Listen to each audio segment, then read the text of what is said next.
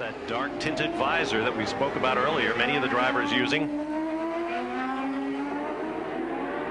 The white flag is up, and Scott Pruett will take it one more time around this 2.7-mile circuit in Surfers Paradise for Scott Pruett, hoping to pick up his first victory since the Marlboro 500 in 1995, when he beat Al Unser Jr. by the narrowest of margins in a great passing duel on the last lap. And right now, Greg Moore looks like he may be able to close up just a little bit on Pruett. And the folks who printed that front page with Scott Pruett's likeness all over it in the morning newspaper here at Surfers Paradise are going to look like geniuses. And you know, like we said before, they love Scott Pruett down here because he's always promoted Australia. He comes down early, he enjoys all the activities, and I tell you what, the crowd gets into this race, and they're going to love the fact that Scott Pruett, of course, he's still got a half a lap to go. Anything can happen, but if he brings it home, he'll be a big-time favorite. He is on his honeymoon with his wife. He walked the high wire in qualifying, wound up losing an engine to an electrical gremlin, had to jump into the hastily reconfigured car, the backup car, set up for his teammate, Raul Boesel. He went out there with a less than perfect car, but radioed to his crew, I can do this, I can qualify this car, we will be in good shape.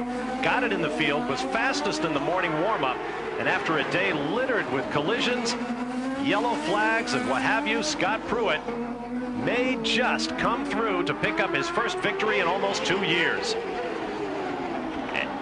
And his best finish last year was a second place, so one step better for Scott Pruett. Now here's something curious. They're going to wave the white flag again this time by for Scott Pruett.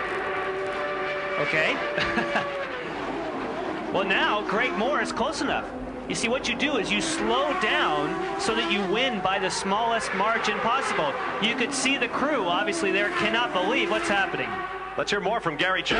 Well, Jim McGee and this crew absolutely stunned and in disbelief. They were ready to jump up off of the wall, accepting the checkered. Suddenly they hollered, "What?" And he looked at his watch and then immediately was on the radio telling Scott, white flag again, to make sure that he didn't back out of the throttle.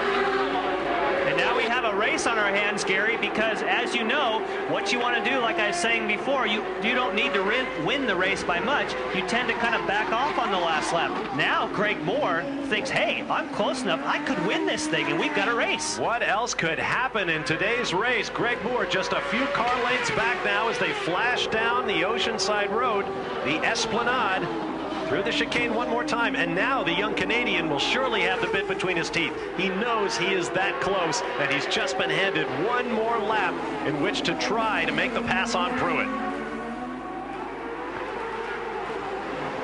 And as you saw him squirming around under acceleration, Greg Moore is definitely trying. He's nearly close enough, but he's only got a couple of corners where he can get it done. Oh, and Scott Pruett is pushing. He locks the brakes. He swings wide, but it's not enough for Greg Moore. Well, it appears that Pruett is in good shape now, and we have two flags, both of them checkered from the flag stand as Scott Pruett flashes underneath to take what surely must rank as one of the most unusual race victories of his career. We'll be back to talk with our winner in just a moment. Stand by for more from Australia.